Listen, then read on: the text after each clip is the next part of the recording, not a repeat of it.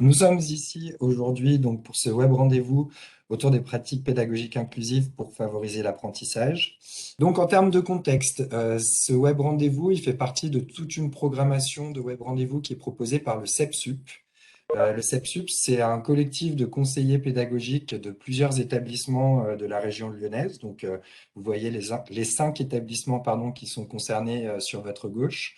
Et donc, il y a toute une programmation, en ce moment-là, c'est de janvier à fin juin, de web rendez-vous, un ou deux rendez-vous mensuels autour de thématiques qui sont dans l'actualité ou en tout cas pour lesquelles nous avons pu observer un intérêt particulier chez les enseignants avec qui on travaille chacun dans nos institutions. Je vous présenterai juste en guise de conclusion les prochaines dates pour que vous puissiez voir toutes les propositions qui sont faites. En termes de contexte, donc cette thématique autour de la pédagogie inclusive, elle est apparue non seulement dans les discussions, mais aussi parce qu'on a un gros projet actuellement, un projet interétablissement dont vous avez peut-être entendu parler qui s'appelle Include, autour de la pédagogie inclusive, donc qui vise à essayer de mettre en place des pratiques, adopter des habitudes qui permettent à tous les étudiants, quelles que soient leurs conditions, quelle que soit leur localisation, d'accéder à l'enseignement supérieur et de pouvoir s'inscrire à l'université. Donc, c'est dans le cadre de ce projet notamment que ce web rendez-vous autour de la pédagogie inclusive vous est proposé. Et puis, avant de leur laisser la parole, je voulais rapidement vous présenter nos deux invités du jour, donc Marie et Emmanuel, qui nous viennent tous les deux de l'Université de Lausanne, du Centre de soutien à l'enseignement. Marie est conseillère pédagogique au Centre de soutien à l'enseignement et elle accompagne les enseignants dans la création de leurs enseignements, la réflexion sur les activités qui sont proposées aux étudiants, toujours dans un objectif de favoriser leur apprentissage et permettre de faire en sorte que nos dispositifs d'enseignement soient les plus efficaces possibles, si je puis dire. Et Emmanuel est docteur en sciences de l'éducation et il est directeur du centre de soutien à l'enseignement et il travaille actuellement sur les dimensions plus institutionnelles des politiques qui peuvent permettre de favoriser des pratiques d'enseignement centrées sur l'apprentissage de nos étudiants et de nos étudiantes. Et donc, Emmanuel, je vais te laisser la main pour le partage d'écran pour que tu puisses démarrer ton intervention. Petite chose que j'ai oublié de dire, on est plusieurs représentants du CEPSUP qui sont présents ici. Si vous voulez faire un petit coucou, ça permettra de vous identifier. Et donc, je vous remettrai les contacts à la fin pour que vous puissiez poursuivre les échanges, si vous le souhaitez, au sein de vos institutions respectives. À toi la main, Manu. Super, merci Basile. Et puis, je vais déjà bonjour à toutes et à tous et je vais laisser la main tout de suite à Marie qui va vous présenter une première activité. Donc, en discussion avec les organisatrices et les organisateurs de ce web rendez-vous, on a préparé quelque chose d'assez participatif pour cette thématique et on vous propose en fait d'utiliser l'outil Miro qui va vous être proposé pour pouvoir interagir en fait, notamment on est voilà, une quarantaine de personnes connectées. Faire une discussion largement ouverte à 40, ça va être assez compliqué si tout le monde veut prendre la parole. Donc on va vous proposer différentes activités qui vont permettre à chacune et à chacun de pouvoir s'exprimer sur la thématique et de pouvoir échanger ensemble, même avec un groupe relativement conséquent. Et je laisse tout de suite la parole à Marie qui va vous présenter l'espace Miro et Basile vient de mettre le lien de l'espace dans le chat, si vous voulez le rejoindre. Merci Emmanuel, bonjour à toutes et à tous. Alors comme Emmanuel l'a dit, on va utiliser un outil qui s'appelle Miro. Juste pour vous donner quelques informations sur cet outil, c'est un tableau virtuel, un outil de représentation visuelle plus exactement, qui est virtuel et qui permet en fait ensemble de collaborer sur un tableau, de venir co-construire des choses sur un tableau. Donc en fait c'est un outil que j'utilise très bien en classe pour faire des brainstorming, pour faire des cartes conceptuelles collaboratives, pour venir déposer des ressources ou encore pour créer des activités ludifiées. Nous, on va l'utiliser aujourd'hui pour faire un brainstorming. Donc, je voulais vous présenter un tout petit peu cet outil, en fait, et je vous invite juste à regarder encore une petite minute le partage d'écran plutôt que le tableau directement sur vos navigateurs, juste pour que je puisse vous montrer comment vous pouvez interagir, en fait, sur ce tableau. En fait, c'est relativement simple. Quand vous arrivez sur le tableau Miro, vous avez la possibilité de zoomer et de dézoomer en fait du tableau avec les boutons qui sont tout en bas à droite. Vous avez un petit plus et un petit moins. Vous avez la possibilité aussi d'utiliser la souris en fait ou encore le trackpad de votre ordinateur pour vous déplacer de droite à gauche. Ça vous permet en fait en zoomant et en vous déplaçant de vous rendre sur la région du tableau qui va être traitée en fait durant la présentation. Vous allez pouvoir également ajouter des post-it. Donc tout à gauche en fait sur le tableau, vous avez un outil qui s'appelle Sticky Notes et qui vous permet de rajouter des post-it sur le tableau et en zoomant de venir rajouter du texte à l'intérieur de ces post-it. Donc c'est vraiment comme ça que vous allez pouvoir interagir en fait sur ce tableau virtuel. Nous, on a déjà déposé pas mal de post-it en fait pour chaque activité, mais vous avez toujours la possibilité d'utiliser cette fonctionnalité qui est à gauche du tableau pour venir rajouter des post-it si vous voulez ajouter plus d'apports. Je vous invite à faire un petit test pour voir si vous arrivez à vous déplacer, si vous arrivez à ajouter du texte et à vous approprier un petit peu le fonctionnement en réalisant une petite première activité en fait de brise-glace pour faire connaissance. Je vous invite, je vois qu'il y a certains qui ont déjà commencé à le faire, à prendre un post-it sur cette première partie du tableau qui s'appelle Faire connaissance et à inscrire votre nom ainsi que votre institution dans le post-it correspondant. Je vous laisse quelques petites minutes pour faire ça et on reste à votre disposition si jamais vous avez des difficultés techniques.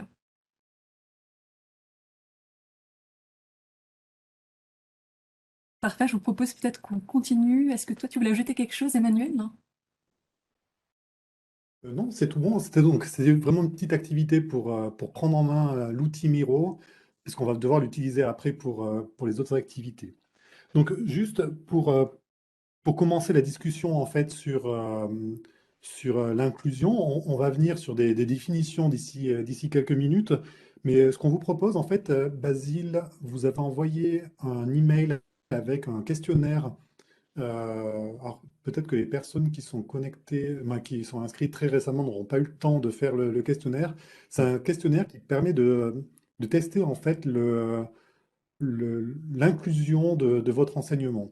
Je voulais voir avec vous, par rapport à ce questionnaire, si vous avez des questions qui vous viennent en tête. Donc, on les prend volontiers dans le chat de la salle WebEx, ou si vous voulez prendre la parole, il y a la possibilité aussi, même si on est relativement nombreux, on peut prendre deux, trois personnes qui souhaiteraient partager en fait, pas forcément les résultats que vous avez obtenus via ce questionnaire, mais plutôt des questions que ça soulève et voir justement ce que ce web rendez-vous pourrait vous apporter comme piste pas de réponse ou de piste d'action par rapport à ce questionnement. Donc, si vous souhaitez poser des questions, n'hésitez pas, soit dans le chat maintenant, soit vous pouvez lever la main donc, en utilisant la petite icône en bas de votre écran, en levant la main et on vous donnera la parole tout de suite. Donc, je vois Sylvie qui veut poser une question. Oui, alors moi quand j'ai vu inclusif, je suis un peu, j'ai un peu la tête sous l'eau, donc j'ai pas cherché midi à 14 heures. Mais est-ce que inclusif c'est forcément, je vais te voir provocant, est-ce que c'est pour des déficients, des handicapés, hein, ou inclusif c'est tout type d'étudiants, voire moi qui ai plus de 50 ans aujourd'hui, être capable de communiquer avec des jeunes de 20 ans. Ça, c'est une très bonne question. Et puis, ben, justement, on amènera une définition après qui ouvre en fait cette question de l'inclusion. C'est pas juste pour les personnes qui ont un handicap ou autre. C'est vraiment l'inclusion au sens large, dans le sens où ça peut être relatif aux questions de genre, aux questions de nationalité. Donc, je vais inclure des étudiants étrangers dans mes enseignements. Je peux inclure des personnes qui ne parlent pas la même langue. On va parler aussi de l'inclusion dans le cadre de cours. Aussi, on a une diversité du public avec des étudiants qui peuvent être plus âgés que d'autres. Et on est aussi dans cette forme d'inclusion. Donc, c'est vraiment une définition au sens large. Merci. Eh bien, je crois qu'il y avait une autre personne qui voulait poser une question. J'avais vu une main levée à un moment donné, mais je ne la vois plus. Je vois Sabine Oui, Fabre-Bonté. oui, On vous écoute. j'ai réalisé effectivement le questionnaire. J'ai eu parfois du mal à me situer dans ce que j'étais capable de faire ou que je faisais pas. Donc forcément, donc à la fin, on obtient une espèce de score, j'ai l'impression, en tout cas une fourchette.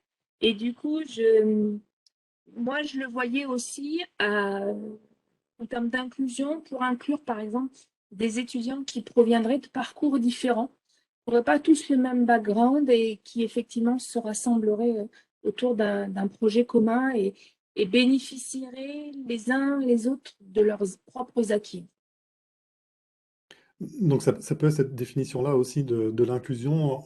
Je parlais de diversité des publics. On est dans la gestion de cette diversité des publics. Donc c'est de prendre en compte que la diversité, ça devient la norme et non plus des cas particuliers. Donc c'est travailler justement avec cette diversité. Merci. OK. Donc ce que je vous propose, je vais repartager mon écran et puis je vais vous présenter en fait quelques définitions qui ont été retenues.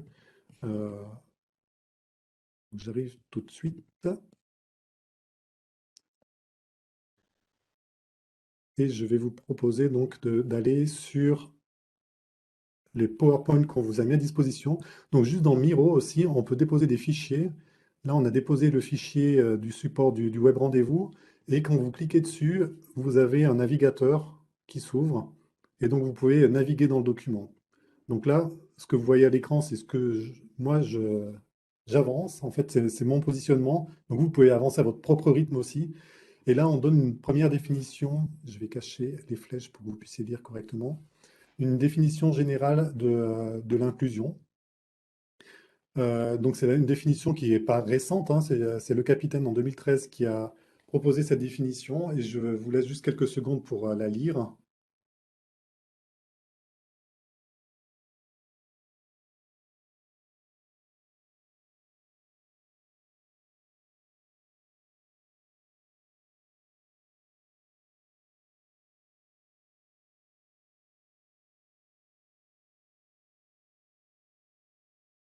Donc voilà, dans cette définition, on revient sur cette question de normes et de diversité du public, où la norme n'est plus centrée exclusivement sur, comme le mentionnait le capitaine, sur les hommes blancs valides, entendants, euh, mais sur une définition beaucoup plus large.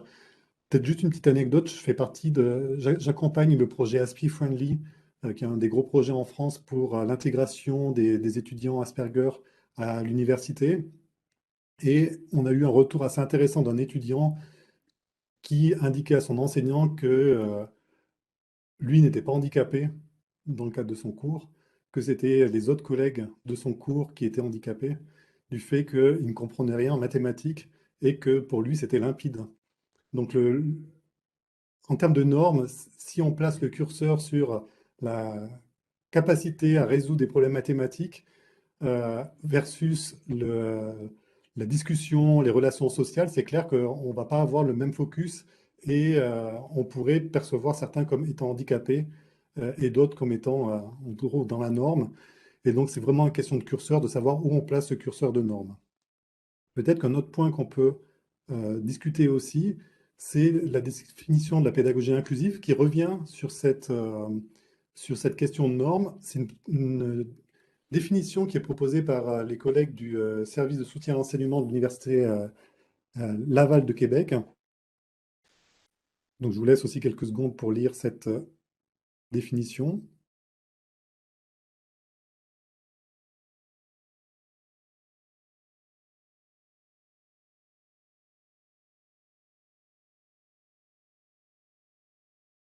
Alors, ce qui est intéressant avec cette définition, c'est qu'on prend en compte que on va avoir une diversité d'apprentissage. On sort de la diversité des publics pour aller vers une diversité des apprentissages et de voir que en face de soi, dans le groupe d'étudiants qu'on peut avoir, on peut avoir des étudiants qui vont avoir toute une palette de types d'apprentissage. Je ne viens pas parler des styles d'apprentissage où on parle de visuel, auditif ou autre, où c'est beaucoup remis en question dans la littérature, mais plus de façon d'apprendre, ou comment moi je vais travailler, qu'est-ce qui va être efficace pour moi en tant qu'apprenant. Et donc la question que ça soulève, c'est comment moi, en tant qu'enseignante ou enseignant, je peux proposer des activités qui sont suffisamment diversifiées à mes étudiantes et mes étudiants pour qu'ils puissent y trouver leur compte, en fait.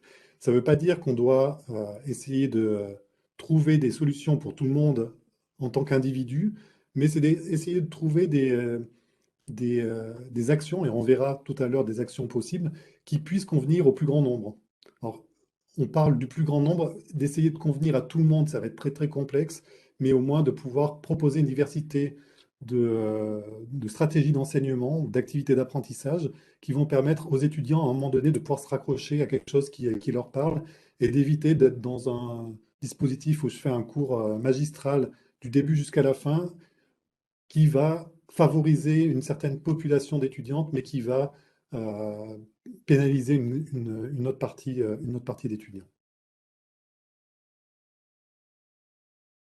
On fait une distinction aussi entre les notions d'égalité, d'équité, d'inclusion.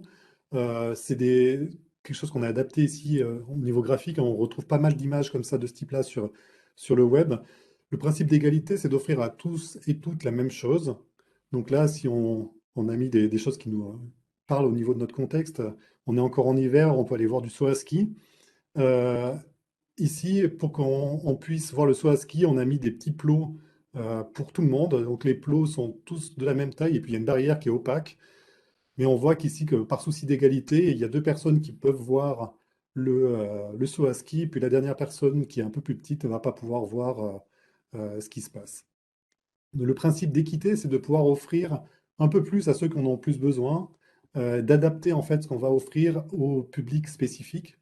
Notamment, c'est des choses qui sont réalisées lorsqu'on va, par exemple, attribuer du temps supplémentaire aux étudiants qui sont dyslexiques, par exemple.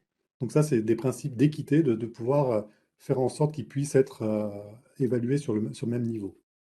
Et donc là, on va proposer, par exemple, de prendre le bloc qui était à la personne la plus grande et rajouter à la personne qui était la plus petite pour qu'elle puisse voir également. Et donc là, on voit que toutes les personnes peuvent suivre le saut à ski.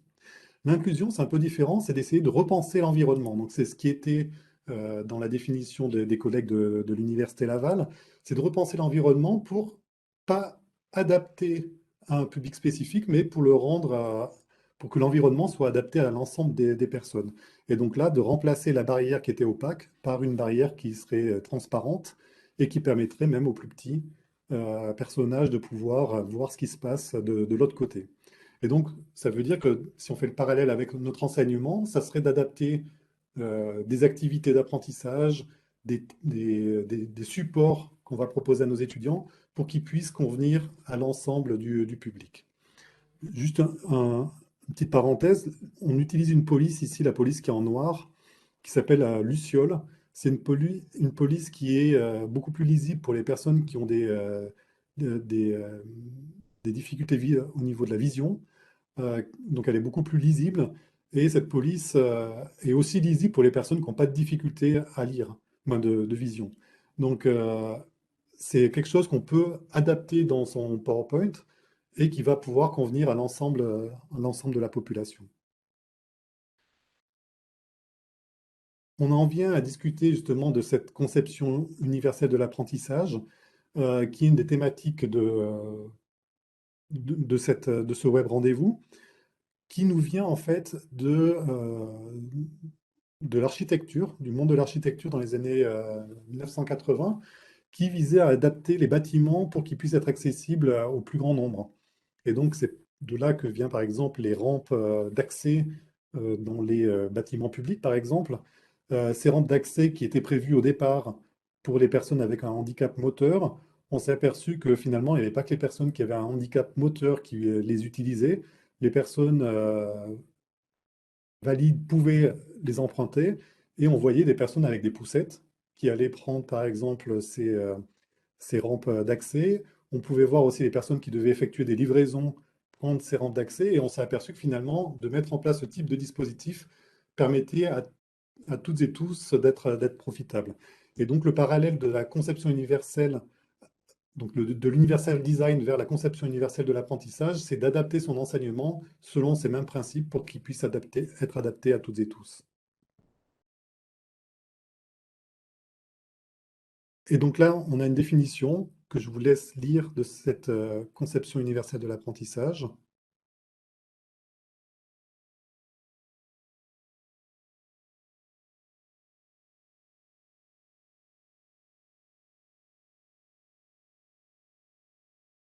Donc on est vraiment dans un sens d'une pédagogie qui va permettre d'être adaptée à tout le monde et pas d'aller sur des besoins spécifiques uniquement. Je laisse la parole tout de suite à Marie pour vous présenter en fait les principes de cette conception universelle de l'apprentissage et puis après on ira sur une activité qui vous permettra de voir concrètement comment ça se met en pratique dans des enseignements. Merci Emmanuel. Donc pour poursuivre ce qu'Emmanuel a dit, la CEA finalement c'est un modèle qui est beaucoup inspiré finalement par les neurosciences, qui ont finalement, les neurosciences ont montré finalement que la variabilité du cerveau humain c'était plus une norme qu'une exception. Et cette approche, elle s'inspire vraiment de cette idée-là, en fait, et elle vise finalement à offrir des moyens pluriels. En fait, elle reconnaît le fait que finalement les étudiants, ils utilisent des moyens pluriels et variés pour apprendre. Elle reconnaît d'une part finalement que les étudiants ils vont percevoir et qu'ils vont comprendre le cours de manière différente les uns des autres. Et c'est pour ça qu'il y a un premier principe qui est d'offrir plusieurs moyens de représentation des savoirs. Donc l'idée en fait qu'elle énonce, la CUA, cette approche, c'est qu'il va falloir offrir davantage de possibilités aux étudiants en matière de représentation des informations, des savoirs, parce que justement il y a cette variabilité-là au niveau de la manière dont les étudiants ils vont percevoir et comprendre les contenus. Elle reconnaît aussi finalement la CUA que les étudiants ils vont utiliser différents moyens pour planifier leurs apprentissages, pour s'organiser et pour exprimer et démontrer leurs connaissances. Et là, c'est le deuxième principe de la CUA. La CUA, elle vise vraiment à fournir davantage de possibilités aux étudiants pour explorer l'environnement d'apprentissage, pour démontrer leurs connaissances et pour les exprimer. Donc ça, c'est vraiment le deuxième principe. Et finalement, elle reconnaît aussi finalement la variabilité au niveau de l'engagement. Les étudiants, ils se distinguent selon les moyens en fait qu'ils prennent pour finalement s'engager sur le long terme, pour se motiver à apprendre et pour se concentrer, pour focaliser leurs efforts.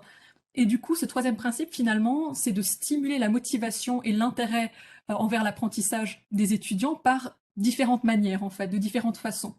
Donc ça, c'est les trois gros principes de la CUA. Et pour chacun de ces principes, on va pouvoir penser, réfléchir et puis mettre en œuvre des méthodes à différents niveaux, que ce soit des méthodes de présentation du contenu, des méthodes, oui, des stratégies d'apprentissage ou encore des méthodes d'évaluation. Donc comme on le voit à droite. Donc en fait, pour chacun de ces principes, on peut penser à des applications concrètes dans l'enseignement qui se situent à ces trois niveaux, que ce soit au niveau de la présentation du contenu, au niveau des méthodes pédagogiques, c'est-à-dire des activités d'apprentissage, ou encore au niveau des méthodes d'évaluation. Et si on regarde un petit peu plus en précision sur la prochaine slide, comment est-ce qu'on peut mettre en œuvre finalement ces différents principes?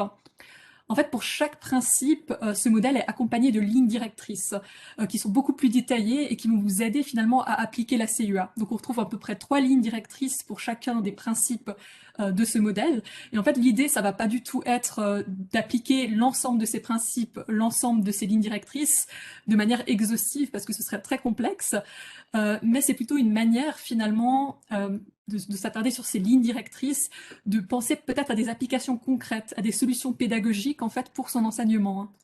Je vous donne quelques exemples pour pour le premier principe qui est du coup d'offrir plusieurs moyens de représentation à ces étudiants.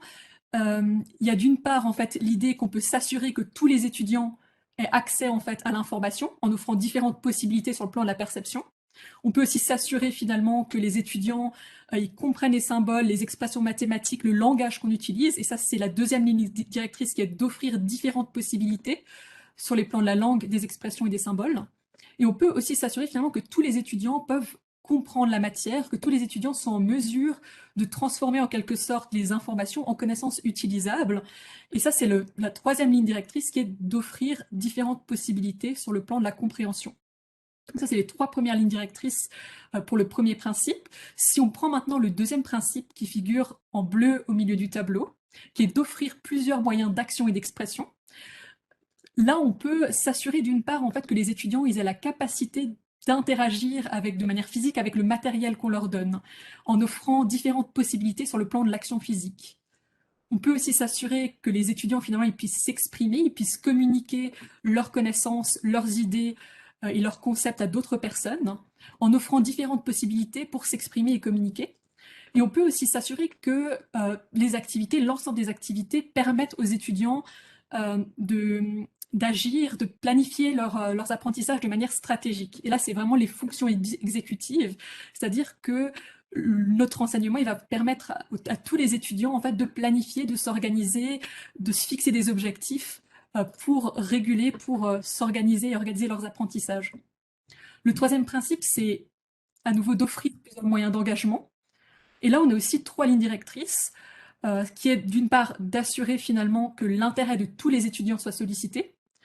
Une autre ligne directrice, c'est de s'assurer finalement que tous les étudiants sont en mesure en fait d'être attentifs, tous les étudiants peuvent se concentrer et maintenir leurs efforts sur le long terme. Et une troisième ligne directrice, c'est que tous les étudiants, finalement, de s'assurer qu'ils puissent réguler leurs apprentissages à partir de nos retours, à partir des notes, à partir de notre feedback. Donc ça, c'est vraiment pour détailler un petit peu les principes. Et comme vous le voyez, en fait, pour chaque principe, on a trois lignes directrices principales et encore des points de contrôle pour aller plus en détail. Et ça, c'est vraiment un modèle qui vous permet de réfléchir finalement à des applications pratiques pour votre enseignement. On n'a pas prévu de vous passer en détail voilà, des exemples d'applications pratiques parce qu'on aimerait aussi que vous preniez le temps de réfléchir aussi à ça de votre côté. Puis on a prévu des témoignages vidéo qui vont déjà vous donner quelques idées d'applications concrètes. Vous allez pouvoir voir des témoignages vidéo lors de l'activité qui vont vous donner certaines idées. Mais dans le support de présentation, vous pourrez y revenir après. On a mis en fait pour chacun de ces principes des exemples d'applications concrètes pour votre enseignement. Donc on vous invite aussi, après cette présentation, à aller voir les exemples qu'on a déjà renseignés dans le support de présentation, si vous le souhaitez. Donc, dans le support de présentation, à la fois, il y a des exemples d'applications concrètes et puis des aspects liés à l'utilisation des technologies aussi. Donc, on ne va pas rentrer dans le détail ici. Par contre, vous pourrez naviguer à l'intérieur de tout ça. Je vais juste couper le partage d'écran maintenant et de répondre à quelques questions. Donc, il y a Patrice qui soulevait la question de la gestion de l'hétérogénéité en disant est-ce qu'il y avait une pédagogie inclusive qui était une bonne pédagogie versus une pédagogie non inclusive qui n'était pas une bonne pédagogie. En fait, il y a pas mal de choses qu'on fait déjà dans nos enseignements qui sont du registre de la pédagogie inclusive. Patrice, comme tu le mentionnes, la gestion de l'hétérogénéité, si tu adaptes ton enseignement en fonction de l'hétérogénéité de ton groupe, d'orienter en fait ton enseignement sur l'apprentissage des étudiants, tu es déjà dans dans de la pédagogie inclusive. Donc ça, c'est déjà une bonne prise en compte de cette question-là. Il y avait une question aussi. Oui, je ne sais pas, Patrice, si tu veux réagir par rapport à ça. Je ne sais plus si. Oui. Ok. Sinon, il y avait une question aussi en lien avec la maîtrise de la langue, et notamment la langue écrite avec des étudiants qui peuvent être dyslexiques. Alors, c'est clair que la pédagogie inclusive ne va pas changer vos objectifs d'apprentissage. Donc, si ce que vous cherchez à développer chez vos étudiants, c'est la maîtrise de la langue écrite, on ne va pas changer ça parce que ça pourrait faire échouer certains étudiants. La question qu'on va se poser, c'est qu'est-ce que je pourrais adapter euh, dans le cadre de mes cours pour que ça soit euh, plus facilement accessible par ces étudiants-là. Notamment si j'ai des documents écrits qui doivent être réalisés par des étudiants dyslexiques, est-ce qu'il y a certaines choses qui pourraient être proposées qui permettent de faciliter leur travail? Par exemple, est-ce que j'autorise qu'on travaille sur ordinateur ou pas? Et donc, du coup, si je l'autorise pour les étudiants dyslexiques, est-ce que ça ne serait pas intéressant de l'ouvrir à l'ensemble des étudiants et de permettre à tous les étudiants de pouvoir rédiger sur ordinateur? Est-ce que du coup, j'autorise à utiliser des outils de correction orthographique, grammaticale, des logiciels spécifiques euh, pour la correction? Ça, c'est des choses qu'on peut proposer. Et puis pareil, au niveau des polices d'écriture, il y a des polices d'écriture qui peuvent être plus adaptées aussi pour les étudiants dyslexiques. Si je leur propose des textes à lire, est-ce que je propose des textes avec une police d'écriture adaptée pour les étudiants dyslexiques et je le propose à tout le monde? Ou est-ce que je distribue des documents qui sont modifiables par les étudiants et notamment si j'ai un texte, j'envoie un document Word aux étudiants plutôt qu'un document PDF pour qu'ils puissent eux-mêmes changer les polices. Ça ne veut pas dire que dans la pédagogie inclusive, vous allez devoir tout faire à la place des étudiantes ou des étudiants, mais c'est de laisser une certaine flexibilité pour que les étudiants puissent utiliser leurs propres outils aussi. Il y a pas mal d'étudiants dyslexiques qui utilisent des outils pour changer les polices, notamment sur le web ou autres, les sites qui sont accessibles, donc qui ont un haut niveau d'accessibilité. permettent en fait de pouvoir adapter pour des étudiants qui seraient dyslexiques ou malvoyants ou malentendants, par exemple. Mais donc, j'insiste bien sur le fait qu'il ne va pas falloir changer nos objectifs d'apprentissage. Si ce que je vise à la fin, c'est maîtriser la langue écrite, euh, je vais rester sur la maîtrise de la langue écrite. Maintenant, je vais voir si je peux proposer des voies différentes aux étudiants pour pouvoir atteindre cet objectif-là. En sachant que c'est clair qu'ils partent avec potentiellement un gap plus grand que les autres pour pouvoir atteindre cet objectif. Est-ce qu'il y a d'autres questions? Si vous voulez les poser aussi en levant la main, vous êtes également bienvenus.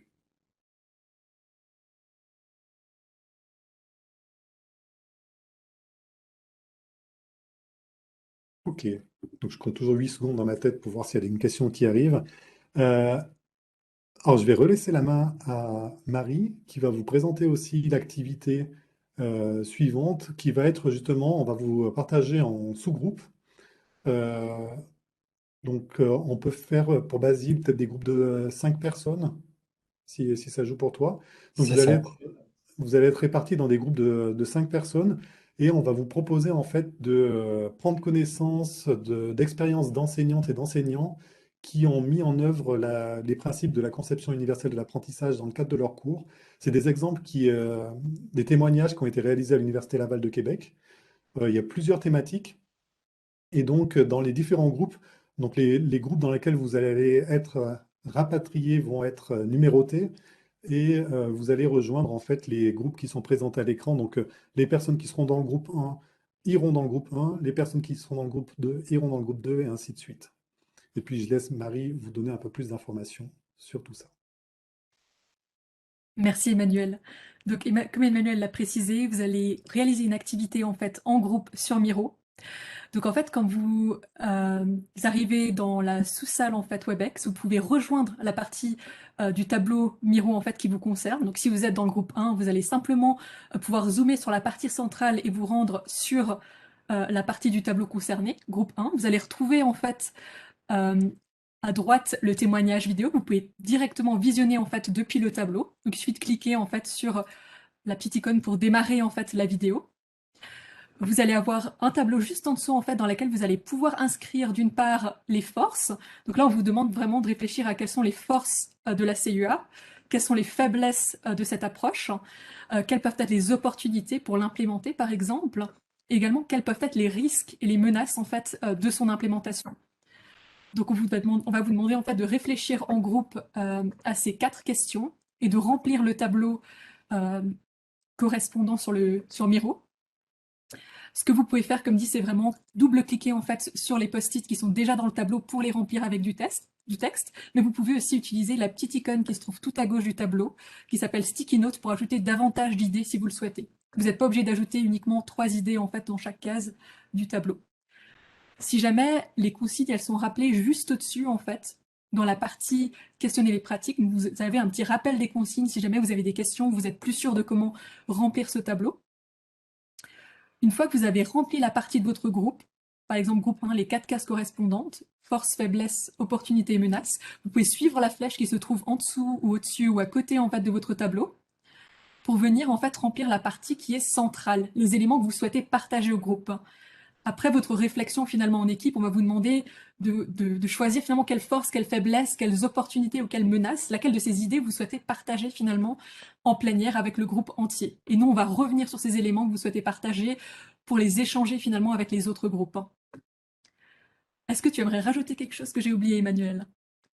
Juste pour vous dire on va ajouter un timer, donc vous allez avoir le temps de cette phase d'échange. Donc on vous laisse 20 minutes en fait euh, dans vos groupes en fait pour pouvoir voir la vidéo. Les vidéos ont une durée approximativement de 3 minutes 30. Euh, Ce qu'on vous conseille, c'est que dans votre groupe, prenez ce temps pour lire la vidéo, coupez votre micro à ce moment-là parce que vous allez avoir le son qui va... euh, chacun va avoir la propre lecture sur son écran. Et puis, gardez bien 15 minutes pour discuter entre vous pour identifier les forces, les faiblesses, les menaces, opportunités, et puis les éléments que vous souhaiteriez partager.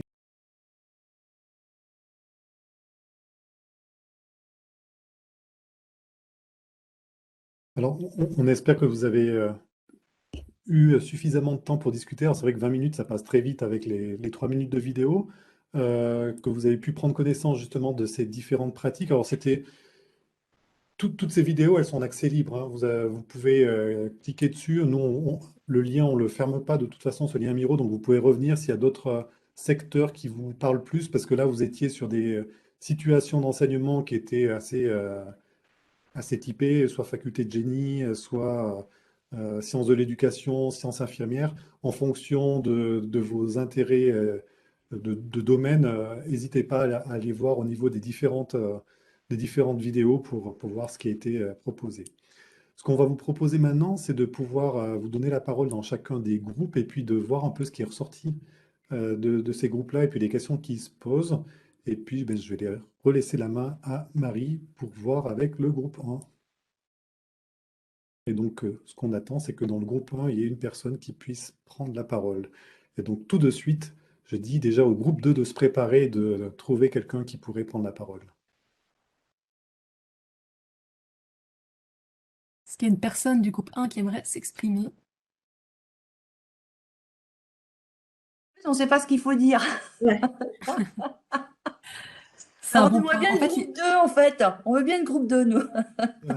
Dans le groupe, Le groupe 1, ce que vous pouvez mentionner, en fait, c'est les éléments qui vous ont questionné en fait dans cette vidéo, et puis par rapport aux éléments que vous avez marqués sur les post-it qui sont affichés à l'écran ici, je vois facilitateur de participation et autres. Donc, ben voilà, de partager un peu, qu'on puisse comprendre aussi, parce qu'on a les post-it, mais après, si on peut avoir une explication, ça serait super. Il y a quelqu'un dans le groupe 1 qui veut se lancer? Ne répondez pas tous en même temps. Bah, je peux le faire Je si vous crois que voulez. vous êtes toutes désignées, Sylvie. Voilà. Sinon, donc vous m'entendez, c'est bon? Ah, voilà. Ah, allez. Oui.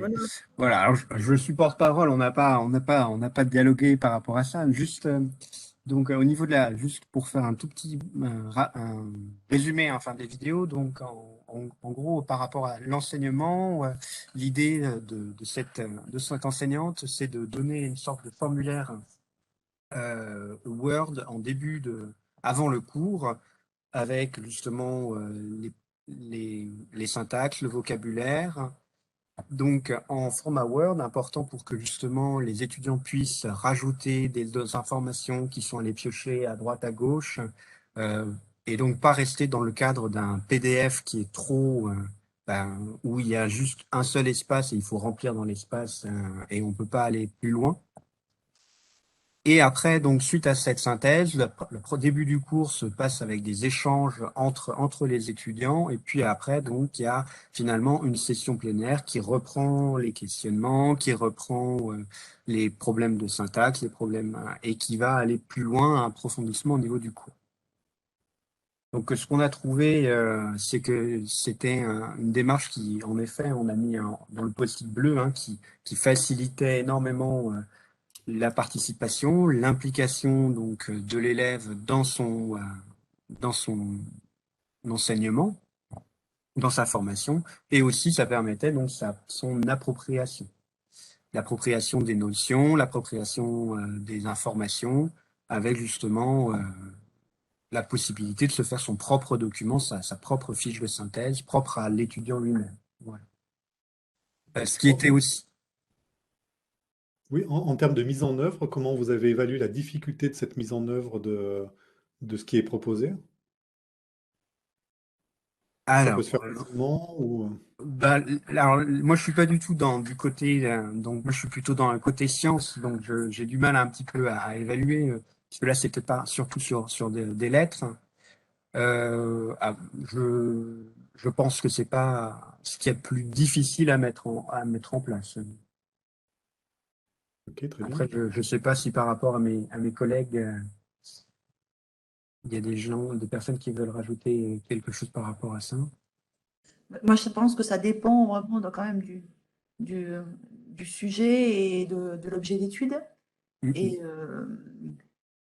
Mais il y a de l'idée, il faut voir comment ça peut s'aménager sur certaines parties de cours ou sur certaines de notions. Mais c'est pas forcément applicable dans tout. Mais je pense qu'il y a de l'idée sur le fait de compléter. Alors là, c'était les cours de langue, hein, donc Voilà, on en a parlé tout à l'heure. Donc, a priori, hein, et donc, c'est du langage, hein. Quand on commence à être sur des notions ou des définitions de méthodologie ou des définitions de modèles, etc., je pense que c'est un petit peu plus complexe. Mais voilà. tout à fait. Et ce qu'on n'a pas eu le temps donc de compléter au niveau du tableau, c'est finalement un peu la partie, on va dire, un peu faiblesse, un peu menace, hein, par rapport à ça. C'est finalement, on est sur un document qui demande aussi beaucoup, enfin, un document propre, donc qui demande du travail personnel. Donc, la question est, est-ce que tous les étudiants vont fournir du travail personnel à chaque fois? Et aussi qui est basé sur un échange. Et est-ce que finalement, tous les étudiants vont vraiment toujours participer à l'échange? On sait qu'on a quand même des étudiants qui sont souvent très mal à l'aise dans ces moments d'échange. Et puis, quel type d'échange, comment l'organiser aussi? Est-ce que ça va être un Voilà. échange en groupe? Est-ce que c'est un échange qui peut se faire avec des outils technologiques aussi? Peut-être parce que ça peut faciliter la prise de parole. Donc, c'est des questions qu'on peut avoir. Tout à fait. Et on a évoqué aussi quand même ce qui n'est pas du tout évoqué dans la vidéo, mais on a un peu en parlé en aparté, ça dépend de la taille du groupe. Mhm. C'est clair que quand on a 5 étudiants, 12 étudiants, 24 étudiants, 120 étudiants, 300, 800, on ne fait pas la même chose. Tout à fait. Merci. Je vous propose, en fait, on va passer à travers les différents groupes. On a encore une quinzaine de minutes devant nous. Donc, dans le groupe 2, est-ce que vous avez des éléments que vous souhaitez partager? Donc, on voit ce qui est affiché à l'écran. Donc, je propose au groupe 3 de commencer à réfléchir à qui va prendre la parole, si c'est quelqu'un qui souhaite prendre la parole. Et dans le groupe 2, pas forcément dire tout ce qui est marqué sur les post-it, mais peut-être si vous avez une réaction particulière par rapport à ce que vous avez vu dans la vidéo. Peut-être je me lance, sauf s'il y a quelqu'un d'autre du groupe qui veut le faire. Mais bah, la vidéo était très positive sur cette démarche-là. C'était une université enfin, c'était un cours sur le travail social et notamment l'exercice d'initiation à la recherche dans le travail social, avec notamment enfin, deux outils. Je le dis juste parce que je trouve que c'est intéressant d'avoir des idées d'outils, avec un carnet de bord réflexif où les étudiants notaient des questions avant que les invités arrivent, pour que les invités qui étaient dans le cours puissent. Enfin, il y avait déjà du coup un carnet de bord collectif qui permettait d'avoir plein de questions, et puis de commenter la trajectoire individuelle de chaque étudiant. Bon, bref, tout était très positif dans la vidéo, mais en discutant entre nous, on s'est rendu compte que ça soulevait encore beaucoup de questions pour nous, et que si on est voilà, à peu près certain du point de vue enfin, de l'intérêt pour tout le monde, pour l'enseignant comme pour les étudiants, se posent plusieurs questions, notamment la question de l'évaluation, notamment, enfin, aujourd'hui, nos institutions réclament des notes plutôt individualisées, qui sont par nature non inclusives, et donc avec une forme d'injonction contradictoire entre les enseignants qui essaieraient de mettre en place ce genre de méthode et le final qui est un bulletin avec des notes individuelles. Ensuite, il y avait une sorte de menace potentielle qui était, et que le témoignage disait bien, qui était celui de la nécessité d'embarquer tout le groupe. Du coup, si on le lit un petit peu à l'envers, on se demande si ça veut dire que potentiellement il y a un risque que certains élèves se sentent exclus du groupe et de la démarche de groupe et n'arrivent plus du tout à se situer dans le groupe, puisque tous dépendraient de l'énergie collective. Donc, est-ce que finalement il y a aussi des risques d'exclusion dans ce type de pratique? Et le dernier, c'est qui se retrouve un peu dans le groupe 3 aussi, j'ai vu les post-it, mais la question de potentiellement dévier de ses objectifs pédagogiques, ou en tout cas de les questionner profondément, et que finalement, en tant qu'enseignant, ça peut nous rendre un peu, pas fragiles, mais ouais, en questionnement sur nos objectifs pédagogiques. Et du coup, bon, bah, ça va avec, hein, sur la question de l'évaluation, finalement, comment se positionner en tant qu'évaluateur, quoi. Peut-être Merci. faut compléter les autres si vous voulez. En tout cas, merci beaucoup pour ce retour. Comme je le mentionnais, au niveau des objectifs, je pense que c'est quelque chose qui doit nous guider aussi. On peut les questionner, ces objectifs. Est-ce qu'ils sont finalement, est-ce qu'on pourrait les adopter ou pas? Mais une fois que vous les avez déterminés, qui vous paraissent justifiés, je- l'idée, c'est pas de faire dévier, de dévier par rapport à ces objectifs, c'est plutôt de voir quels sont les chemins que les étudiants peuvent prendre pour pouvoir atteindre ces objectifs-là. Et donc, si l'objectif il est clair, l'évaluation peut être relativement claire aussi. Euh, Peut-être au niveau des travaux de groupe, c'est de voir aussi les différentes formes de participation des étudiants dans les travaux de groupe. Est-ce que, on peut proposer différentes façons de procéder? Est-ce que les étudiants sont obligés de se voir, de travailler ensemble? Est-ce qu'il faut qu'on propose aussi différentes formes de travail en groupe? Des fois, les étudiants, on leur demande de se mettre en groupe pour travailler, mais ils ne savent pas comment s'y prendre.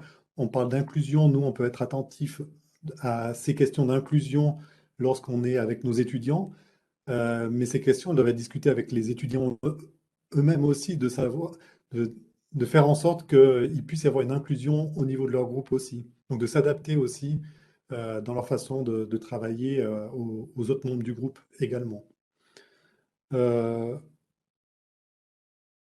donc voilà, l'idée en fait dans cette vidéo aussi, comme vous l'avez mentionné, il y a l'idée du carnet de bord réflexif. Donc si certains sont intéressés à en savoir un peu plus, vous pouvez aller regarder cette vidéo.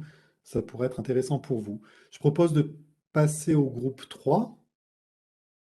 Donc voir s'il y a quelqu'un qui souhaite prendre la parole dans le groupe 3 pour nous présenter leur réflexion.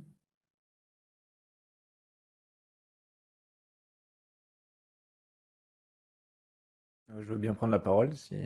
Merci. Donc, dans cette vidéo, en fait, c'est un enseignant qui intervient au niveau de la réinsertion sociale et la réinsertion à l'emploi de personnes qui sont en recherche d'emploi. Et en fait, il a vraiment souligné le fait qu'il faisait le lien entre la théorie, les notions qui sont exposées de façon théorique, et l'application concrète et réelle de ces notions. Et donc, il met les étudiants face à des situations, des entretiens pratiques de demande d'emploi. Et donc, ça permet de mettre en application ce qui a été vu de façon théorique. Évidemment, le point positif, c'est que c'est quelque chose qui est beaucoup plus universel et qui peut permettre de répondre aux besoins de tous. C'est ce qui est ressorti. Euh, Après, en termes de menaces, l'enseignant qui intervenait, il y avait une crainte de baisse des exigences avec ses applications pratiques. Pour lui, c'était une de ses craintes. C'est pas ce qui s'est réalisé, en tout cas à son avis, à son opinion. Et aussi, on a identifié comme difficulté que ces mises en place d'activités inclusives pouvaient être difficiles pour l'enseignant qui a des contraintes de temps, qui doit faire des efforts aussi supplémentaires. Et on a, je pense, tous en tant qu'enseignants, enfin, on n'est peut-être pas forcément tous enseignants. Par exemple, moi, j'ai des activités de recherche aussi à côté. On ne peut pas mettre tous nos œufs dans le même panier. Et donc, il faut gérer les efforts qu'on fait. Donc, des fois, ça demande du temps de mettre en place ces pratiques. Merci beaucoup. C'est clair que c'est des choses qui nécessitent de repenser son enseignement. Donc à un moment donné, ça peut faire, si on veut aller loin, on doit changer énormément de choses. Moi, ce que je vous conseillerais, si vous voulez travailler pour rendre votre enseignement un peu plus inclusif, c'est de commencer par des petites choses déjà. De voir, on a vu, de rendre des documents accessibles plus facilement sur les PowerPoint, par exemple, sur les documents, les polycopiés qu'on peut donner aux étudiants. Ça peut être juste une chose une année. L'année prochaine, on travaillera sur un autre élément du cours pour le rendre un peu plus inclusif et ainsi de suite. Tout changer d'un coup, c'est clair, ça peut être très chronophage. Et l'idée, c'est de plutôt procéder par étapes, mais comme pour tout type de changement dans son enseignement, ou comme la mise en place d'une innovation pédagogique, par exemple, on peut y aller aussi par étapes. Et c'est clair que les différentes missions des enseignantes et enseignants-chercheurs prend quand même pas mal de temps, en fait, et l'enseignant, c'est qu'une partie de ce temps-là. Donc, merci beaucoup pour votre apport. On va passer au groupe 4.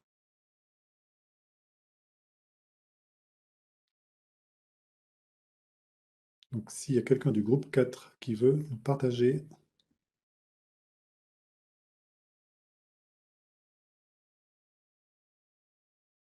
Moi, je me lance alors. L'idée de la vidéo qu'on a vue, c'était d'utiliser un site internet pour mettre l'ensemble et une diversité de contenus d'enseignement et également de bien préciser les consignes d'attendus en termes d'objectifs, en termes de déroulement, en termes de matériel disponible pour les apprentissages et sur le site internet que l'enseignant appelait piste, de laisser une liberté d'expression pour les étudiants Donc, qu'est-ce qu'on a mis? On a mis que les points, en point fort plutôt la centralisation d'informations et la diversité du contenu qui était plutôt apprécié par les étudiants. Euh, et bon, on retrouve le partage des ressources qui étaient toutes à un même endroit, donc qui va quand même simplifier le travail de l'étudiant. Et puis l'investissement en temps, et c'est ce que vous venez de dire en fait, hein, c'est que il nous semblait, en tout cas il me semblait qu'on devait s'inscrire dans un processus au long cours et sur plusieurs années pour travailler à petites touches sur les améliorations. Et par exemple, il disait que l'enseignant conseille, si on voulait aller dans cette démarche-là, qu'il fallait bien cibler les besoins des étudiants, mais voilà, faut bien être en capacité de le faire, cibler ses besoins étudiants, et que parfois on peut en oublier. Donc, s'inscrire dans un processus long cours me semblait en tout cas un élément important. Très bien. Et le point intéressant aussi justement sur ce site internet, après, c'est de pouvoir centraliser les ressources. Et dans les types de ressources qu'on peut proposer aux étudiants, c'est pas de se restreindre à un seul type de ressources aussi, donc de pas forcément proposer que du texte, mais de varier les types de ressources qu'on va proposer, du texte, des images, de la vidéo, de l'audio aussi.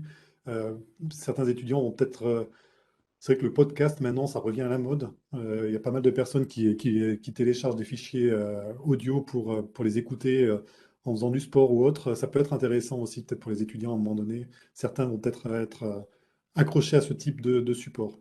Ça ne veut pas dire qu'il faut faire tous les documents sur les différents formats, mais on peut à un moment donné se dire, bah, tiens, là, j'ai la possibilité de créer un format audio ou j'ai trouvé aussi un de mes collègues à créer un format audio qui est intéressant ou une vidéo, ben, je la propose à mes étudiants qui peuvent venir compléter en fait les ressources que j'ai proposées. Merci beaucoup. J'ai juste une question là sur cette partie-là. C'était juste un site de l'enseignant vers les étudiants ou les étudiants on leur offrait des services pour déposer des contenus aussi? Je vais laisser Sébastien répondre. Alors, non, je veux bien que vous répondiez parce que ça, c'est pas clair. J'avoue que j'ai pas bien saisi. Oh, je ne l'ai plus en tête. Vous avouerez sur celui-là parce que je l'ai usé. C'est pas grave, hein, c'est pas grave, c'est C'est- juste une question en passant. C'est pas tout à fait les mêmes, du coup, enfin, les mêmes Hmm. services. Donc c'est juste une question en passant, il n'y a pas de réponse, c'est pas bien grave. Ok, merci. Merci Sébastien. On passe ben, au groupe 5, oui, de l'autre côté. Quelqu'un du groupe 5 pour partager avec nous?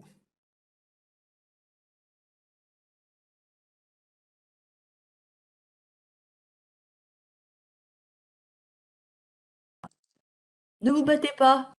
Ah, Bon, bah, je vais parler. vas-y. Donc, oui, nous, ce qu'on a, en fait, la personne présentait euh, le fait de, bah, un peu comme tout à l'heure, de proposer le contenu sous différentes formes, donc audio, vidéo et, euh, et écrite. Donc ça, on a trouvé que ça pouvait être intéressant, effectivement, pour faire face à la diversité des étudiants. Elle a parlé également du fait de rallonger les temps d'examen, en fait, de ne pas forcément mettre un temps spécialement court et le fait de laisser du temps en fait aux étudiants pour qu'ils puissent réussir leur examen. Donc voilà, donc par rapport à ces supports, ben, nous ce qu'on a trouvé qui était bien effectivement, c'est que l'enseignement, du coup, il était adaptatif, il pouvait s'individualiser et correspondre effectivement à la manière d'apprendre de l'étudiant, donc c'était bien. Par contre, on, on s'est dit que mais dans ce qui a été dit avant, ça donne aussi des pistes. Le fait de faire plusieurs supports pour un même contenu ou de devoir trouver plusieurs supports, c'est beaucoup de temps, ça demande des compétences et ça peut aussi complexifier aussi le fait de mettre à jour ces supports, les faire évoluer. Donc voilà, est-ce qu'on en a les moyens, est-ce qu'on en a les compétences? C'était une question. Et puis aussi, la menace qu'on a identifiée là, c'était le fait que, ben voilà, s'il y a une diversité de supports, est-ce qu'il n'y a pas une partie des étudiants qui se sentira obligée de tout voir, tout faire? Donc ça peut faire une perte de temps pour eux, peut-être une confusion aussi. Donc, ça pose la question de l'autonomie des étudiants là-dessus et de l'accompagnement qu'on peut proposer, sachant que je pense que l'idée de faire de plus en plus de cours en distanciel, enfin, c'est de les laisser de plus en plus autonomes. Voilà, donc c'était les réflexions qu'on s'est faites. Je ne sais pas s'il y en a qui veulent compléter.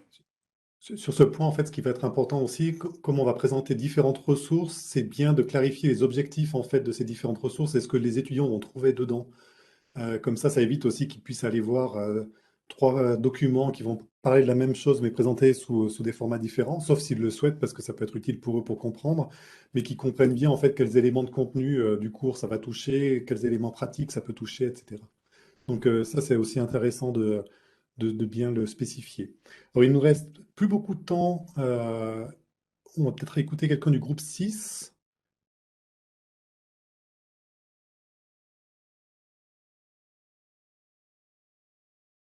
Est-ce que quelqu'un d'autre que moi veut prendre la parole? Je crois que vous êtes bien parti pour. J'y vais alors. Excuse-moi, je t'avais pas vu.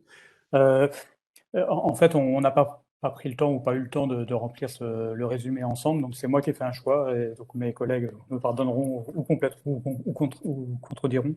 En fait, on a parlé, j'ai choisi donc de ressortir les opportunités dans ce qu'on a dit. En fait, j'ai trouvé sur le tableau numéro 6, là, un truc, je ne sais pas qui l'a écrit, dans les opportunités, enfin, il y avait marqué sur le tableau innovation pédagogique et notamment numérique. Et donc, je l'ai gardé en me disant que ça faisait partie des opportunités un peu de contexte. C'est-à-dire qu'aujourd'hui, il y a du numérique un peu partout et que le numérique permet de multiplier les types de ressources mises à disposition, les types d'interactions, etc. Et que ça, c'est plutôt une opportunité. De même que l'approche centrée sur l'apprenant plutôt que sur le contenu, enfin, là, évidemment en n'excluant pas. L'autre fait que se diffuse quand même assez largement et dès qu'on pense en apprenant, ben, on voit bien que les apprenants, ils sont multiples, si on est un peu honnête, et donc qu'il va falloir s'adapter à une diversité d'apprenants. Et ensuite, je vais souligner ressorti deux opportunités. On a posé la question du temps, hein, comme beaucoup d'autres, ça prend du temps de faire tout ça. Et donc, deux opportunités en réponse à cette question. La première, c'est que bah, justement, dans l'usage des outils, les enseignants ont été acculturés par l'expérience ou l'épreuve de la crise sanitaire, mais en tout cas, il y a des usages qui se sont facilités et qui peuvent être une opportunité pour ça. Aussi, la prise de conscience de l'accessibilité autour des questions de l'accessibilité numérique pendant le confinement, et où on s'est bien rendu compte que tous les étudiants n'étaient pas égaux vis-à-vis de ça et qu'il fallait trouver des trucs pour que tout le monde accède au savoir. Et puis aussi, une autre opportunité, c'est vrai que prendre du temps pour changer complètement un cours qui existe déjà et qui finalement roulait bien comme il était, c'est un peu dur. Mais si on est dans une logique de création d'un nouveau cours ou de réforme importante, à ce moment-là, c'est plus facile, ça prendra moins de temps de faire en sorte qu'il soit d'emblée CUA.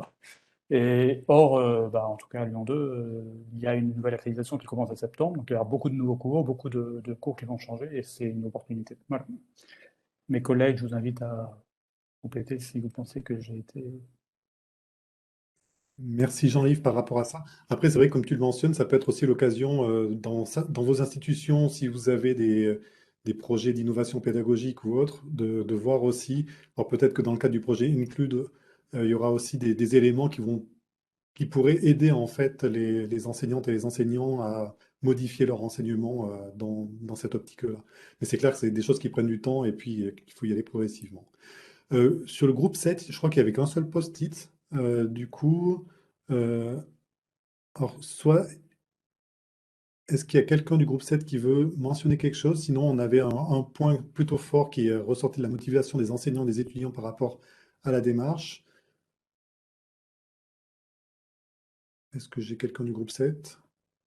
Oui, je peux prendre la parole rapidement. Donc, c'est vrai que c'est un témoignage d'une enseignante là, qui enseignait pour des futurs infirmiers. Et c'était vraiment son enthousiasme qui ressortait de la vidéo. Il n'y avait pas forcément beaucoup de détails sur de la manière dont elle l'avait mis en pratique. Elle a parlé des chapeaux de Bono, des jeux. Donc voilà, ce qui ressortait en tout cas, c'est que l'enthousiasme qu'elle avait rejaillissait sur les étudiants. Et dans les choses aussi qu'on s'est dites en opportunité, c'est vrai que je rejoins donc ce dont on évoquait le groupe 6, c'est que c'était la CUA un moyen de réfléchir et de re-questionner aussi son enseignement avec un prisme particulier voilà, en questionnant les dimensions. Très bien, merci Je sais Elodie. pas si, ouais, si les deux, trois autres personnes qui étaient dans mon groupe ont des choses à rajouter. C'était parfait. Merci beaucoup. Donc, je vous le mentionnais, et puis comme mentionné Basile, le lien Miro, il reste toujours actif. Vous avez accès à toutes les vidéos. Donc, je vous invite vraiment à aller naviguer dans ces vidéos pour voir tout ça. Ce que je vous propose aussi sur le côté droit du Miro, il y a deux questions qu'on souhaite vous poser. Donc, vous n'êtes pas obligé de remplir maintenant, parce on a dépassé un peu le temps, et puis je vais relaisser la parole à Basile après. Mais c'est de voir qu'est-ce que vous pourriez mettre en œuvre dans votre enseignement. Et puis là, juste une fois qu'on s'est quitté, si vous voulez mettre deux, trois mots là-dedans, ou si vous voulez le faire en temps réel, maintenant, vous pouvez le faire. Ce que vous pouvez mettre en œuvre dans votre enseignement, et puis des questions qui restent en suspens. Et ces questions, ça pourrait être utile pour planifier potentiellement d'autres ateliers ou d'autres webinaires sur la question de l'inclusion. Donc n'hésitez pas à mettre des éléments ici.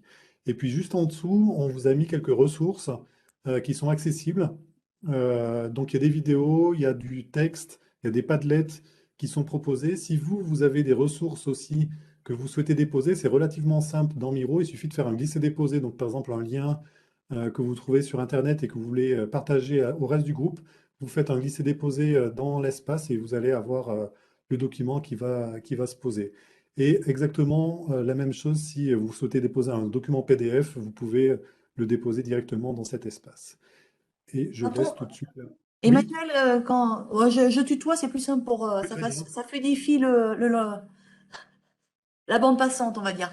Euh, Quand tu dis le lien reste actif, ça veut dire quoi? Il reste actif 1 an, il reste actif 2 jours, il reste actif quoi? Bon, une bonne année déjà, oui. D'accord, ok. Merci. Et puis, ben, je relaisse la parole peut-être à Basile, du coup. Ou alors il allait prendre un café. Merci. Ah non, si, j'ai bien mon micro. Donc merci Marie, merci Emmanuel. Juste un tout petit mot avant de se quitter. Donc vous avez ici en haut à gauche les prochains web rendez-vous qui sont proposés par le CEPSUP. Donc un par mois comme je vous ai dit, intelligence collective le 17 février, évaluation des acquis le 14 avril et interdisciplinarité le 16 juin. Et pour le mois de mars, donc la date est en train d'être calée, mais je vous invite vraiment à remplir la partie questions en suspens que Emmanuel vient de vous présenter dans le lien Miro, parce qu'on va se servir aussi de vos questionnements, des éléments que vous aimeriez discuter pour pouvoir adapter au maximum le contenu pour la prochaine fois. Donc, on vous invite vraiment à aller remplir cette section-là. Petit mot aussi pour vous dire qu'il y a un lien en haut à droite que je vais coller de ce pas dans le chat pour remplir un petit questionnaire d'évaluation. Ça ne vous prendra pas plus de 3 minutes, mais ça nous permet, nous, d'adapter un petit peu les formats par la suite et d'avoir des retours pour coller au mieux, on va dire, à vos besoins et à vos envies. Et puis, dernier message par rapport à toutes les personnes qui sont là et qui font partie des institutions qui sont listées. Vous avez toutes et tous des services de pédagogie, technopédagogie dans vos institutions avec des personnes qui sont là pour vous accompagner, vous aider dans vos questionnements, vous guider vers des ressources qui vont pouvoir éventuellement venir enrichir vos réflexions et vous faire dépasser peut-être certaines difficultés que vous rencontrez. Donc, n'hésitez pas à faire appel à vos conseillers pédagogiques ou ingénieurs pédagogiques ou quelle que soit la terminologie qui est employée. Donc, on a la MAP pour le NTPE, Athéna pour l'INSA, ICAP pour Lyon 1, le SPS pour l'Université de Lyon 2 et puis la cellule KPA pour l'UCLI. Donc, n'hésitez pas, vraiment, nous sommes là pour ça. Et donc, je voulais remercier au nom de toute l'équipe du CEPSUP, Marie et Emmanuel pour leur intervention. Merci beaucoup d'avoir accepté d'être là avec nous. Et puis, eh bien, merci à toutes et à tous d'avoir participé, d'avoir joué le jeu aujourd'hui, malgré le fait d'être très nombreux. C'est vraiment un parti pris de pouvoir générer des échanges quand même et puis ne pas faire quelque chose de trop transmissif. Donc, merci à tout le monde d'avoir joué le jeu. Je vous remets le petit lien pour l'évaluation dans le chat. Merci à toutes et tous. J'arrête le pas.